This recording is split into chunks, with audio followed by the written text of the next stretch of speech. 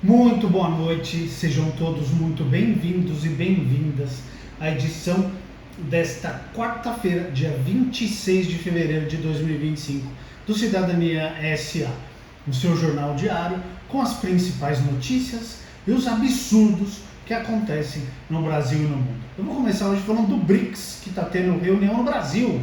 Sim, BRICS pretende criar sistema alternativo ao dólar, apesar das ameaças do Laranjão. Exatamente.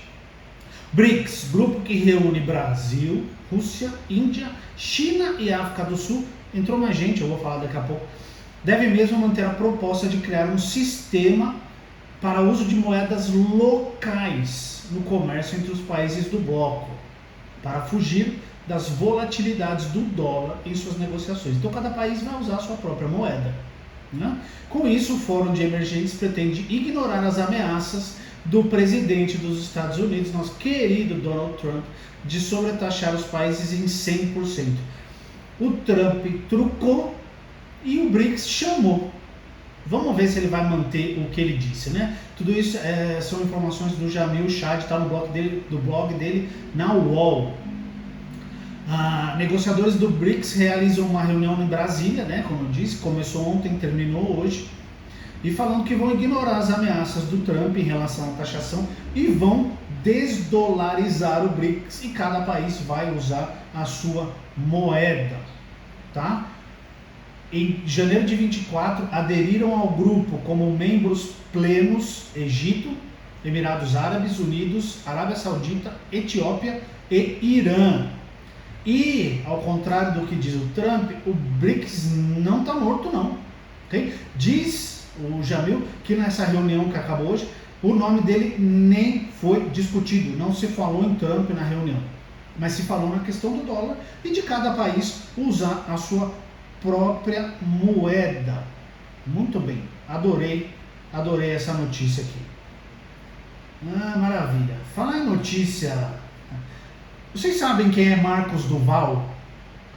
Marcos Duval. Ele é um parlamentar do Podemos.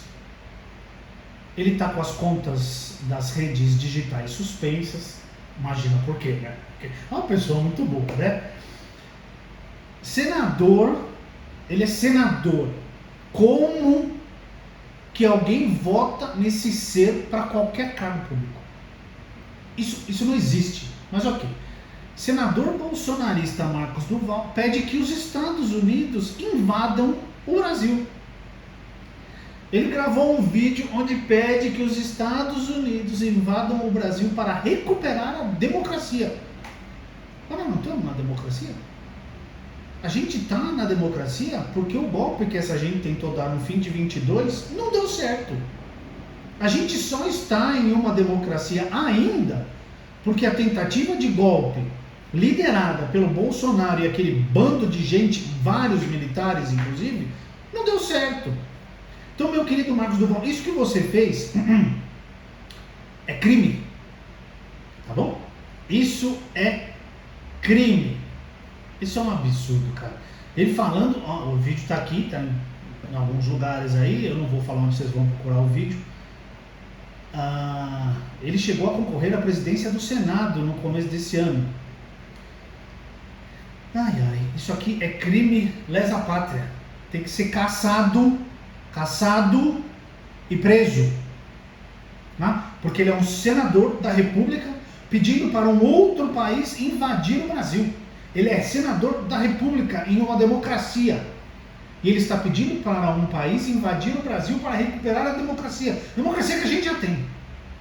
Vocês imaginem um senador estadunidense pedindo para uma outra nação, seja ela qual for, invadir os Estados Unidos para recuperar a democracia. O que vocês acham que aconteceria com esse senador?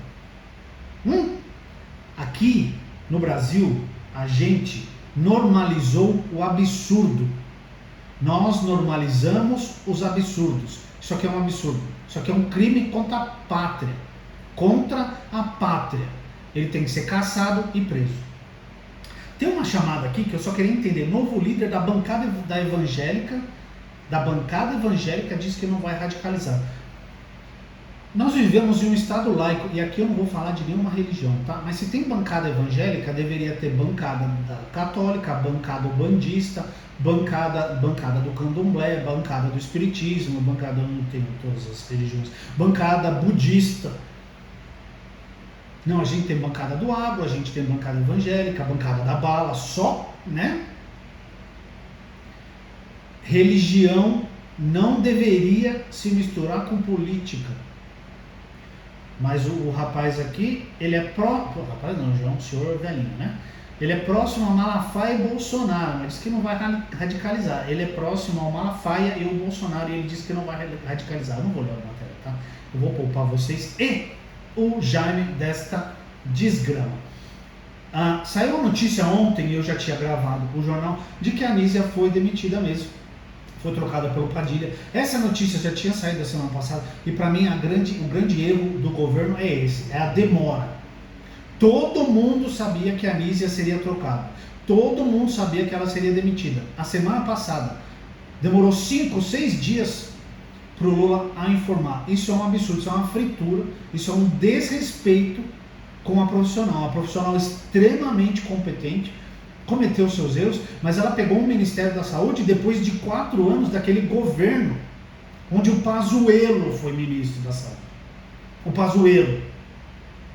Então assim, qualquer coisa que a Anísia tenha feito, já é grande coisa. E ela fez muita coisa e saiu com o anúncio da vacina da dengue 100% fabricada no Brasil. Uma dose única, que vai começar a ser aplicada no ano que vem. Isso é uma notícia muito boa. E no lugar dela entrou o Padilha, porque o governo acha que o Padilha tem mais midiático, talvez, porque eles querem que as coisas apareçam mais, né? Porque eles precisam salvar esse governo, eles precisam mostrar para as pessoas. E o governo entende que os ministérios da saúde e da educação são os dois principais em relação à imagem do governo, né? Que é onde as pessoas mais se preocupam, e faz muito sentido isso aí. Aqui fala da troca dos ministérios, de toda a negociação que está rolando, que até o Arthur Lira, que é o ministro, todo mundo queria o Ministério da Saúde, tá? E o Lula não abriu mão de ter um petista lá, vai entrar o Padilha, que é muito competente, é formado nisso, tem PhD na Unicamp, é professor universitário na área da saúde, então ele é muito bom também. E é uma esperança do governo de melhorar a sua imagem. Porque assim, a mudança ocorre no momento de baixa popularidade do governo federal. A gente vai falar uma outra pesquisa que saiu hoje, mostrando que a coisa não está boa para o governo. Há uma avaliação no Palácio do Planalto que, nesse contexto, a pasta da saúde tem potencial para apresentar e implementar políticas públicas de maior visibilidade, entre eles o mais acesso a especialistas. O programa promete reduzir filas e ampliar o acesso da população a exames e consultas especializadas nas áreas de oncologia, cardiologia, oftalmologia, otorrinolaringologia e ortopedia. Auxiliares de Lula apostam que, sob nova direção, essa iniciativa pode ser uma vitrine e virar uma marca da gestão petista. Eles acham que o Padilha é melhor do que a Anísia para isso. Vamos aguardar para ver se a mudança faz sentido e vamos acompanhar as trocas dos outros ministérios. Pelo amor de Deus, presidente, não coloca o Lira. O Lira não dá. Já tem o Hugo Mota, que é o filhotinho dele lá na presidência da Câmara. Vai voltar o Lira no ministério? É complicado, né? Muito bem. Vamos falar da pesquisa que saiu hoje? Lula tem revés em avaliação eleitoral em 8 estados, aponta Genial Quest. Então é uma pesquisa que foi feita só em 8 estados, ok? Do nosso querido país. E mostra a desaprovação subindo, que vem na esteira do Pix. Agora essa mentira de taxação de MEI, que aumentou o que tem que pagar, o que é uma estupidez. Mas assim, as pessoas não são estúpidas, ok?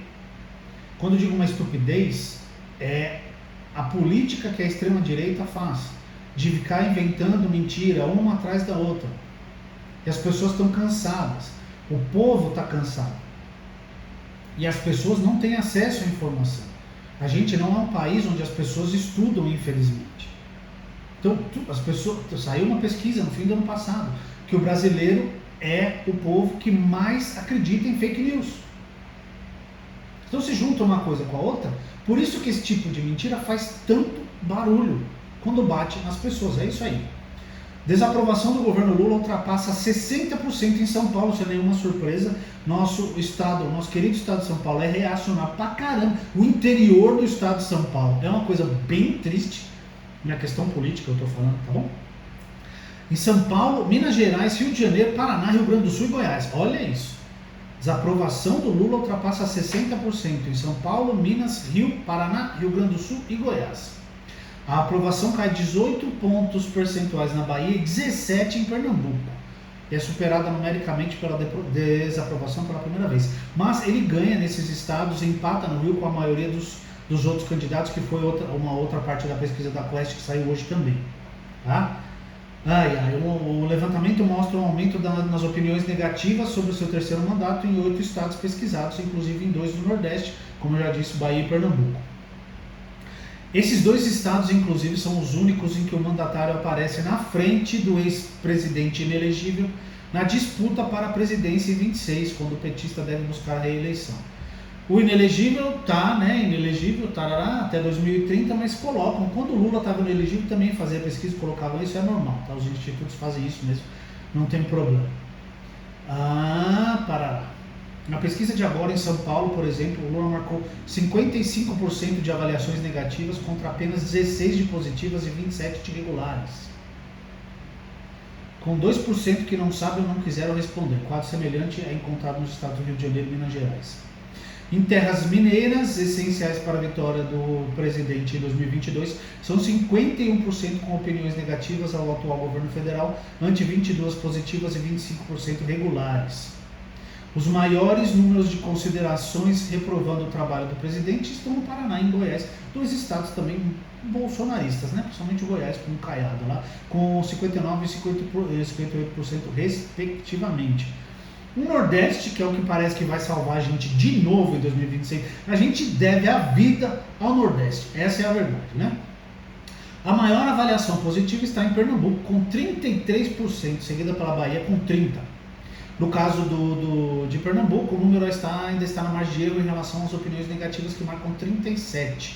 Já no segundo, são 38% de opiniões negativas acima das positivas. A pesquisa foi realizada presencialmente nos 8 estados com eleitores de 16 anos ou mais. Da última quarta-feira, dia 19, até o domingo, agora dia 23. Então foi uma pesquisa extensa. Foram entrevistadas entre 1.104 e 1.482 pessoas nos 8 estados. Tá? Em São Paulo, vamos aos cenários. Aqui eles trouxeram alguns cenários para a eleição presidencial de 2026. Não são também muito animadores, por assim dizer, tá bom? Em São Paulo, o ex-presidente larga a frente com 45% das intenções, é o inelegível aqui, tá? Contra 36% do Lula. Em Goiás, a diferença ainda não, ali é uma lavada, porque Goiás é um estado bolsonarista na sua maioria. A diferença é de 50% para o inelegível e 30% para o Lula. Assim como no Paraná, que é um pouquinho maior, da 51% a 30%. Empates técnicos em Minas, 42% para o inelegível e 40% para o Lula. E no Rio, ambos empatados com 41%. E Rio de Janeiro, estado do inelegível. Estão empatados em 41%. E uma ligeira liderança do inelegível no Rio Grande do Sul, 44% a 38%. Contra o Tarcísio, que é o que o pessoal aposta que será caso o Bolsonaro não seja. O cenário mais provável diante da inelegibilidade do Bolsonaro, exatamente, a situação é parecida. Lula perde em São Paulo, que é o estado governado pelo Tarcísio, perde em São Paulo, Goiás e no Paraná, vence na Bahia e Pernambuco e empata tecnicamente em Minas, no Rio de Janeiro e no Rio Grande do Sul. Em terras paulistas, Lula é rejeitado por 66% dos eleitores. Número parecido é encontrado em Minas, 62%, no Paraná, 68% e no Rio de Janeiro, 58%. Bahia e Pernambuco seguem os 2 estados pesquisados, onde o presidente ainda tem bons números, 59% e 58% de eleitores afirmam que o conhecem e votariam nele. Então, vamos mais uma vez, se o Lula ganhar, nós vamos ter que agradecer a quem? Ao Nordeste, de novo, né?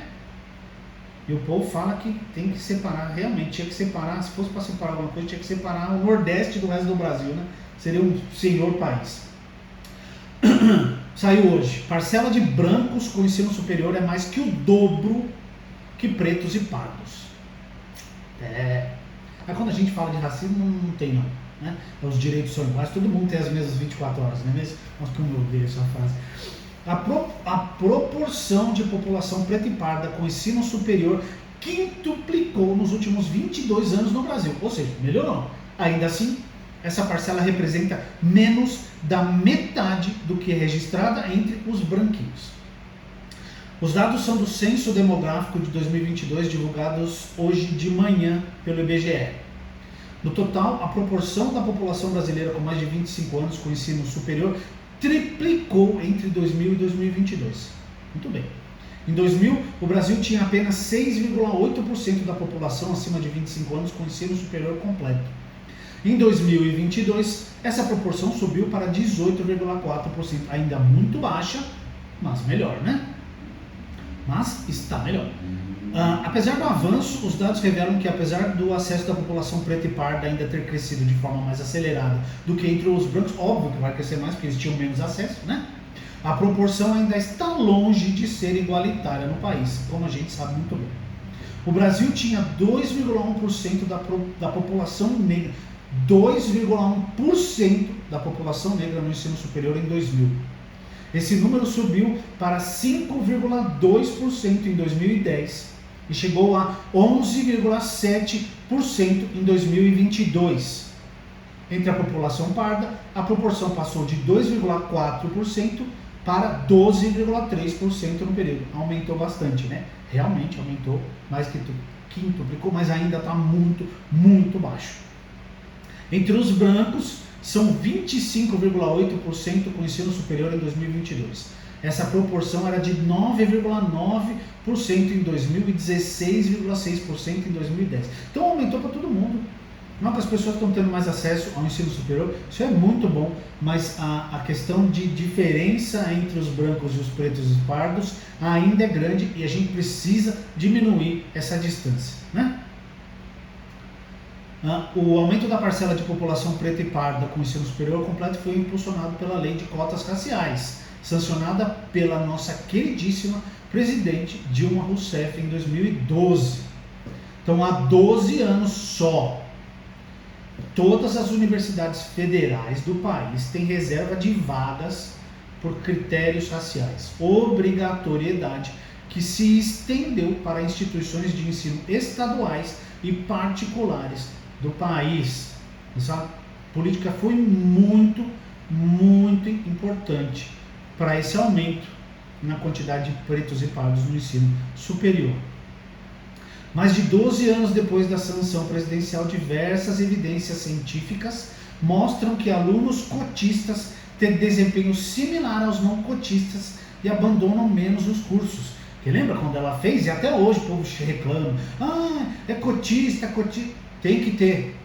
E eles são tão bons ou melhores do que os que não são cotistas, tá bom? Um estudo feito pelo Sou Ciência, vinculado à Unifesp, que é a Universidade Federal de São Paulo, mostrou que o número de alunos pretos e pardos nas universidades federais do país mais do que triplicou em 13 anos. Juntos, esses universitários passaram de 17% para 49% dos matriculados nessas instituições de ensino no período. Em 2009, primeiro ano em que a informação sobre a raça e a cor dos matriculados, as universidades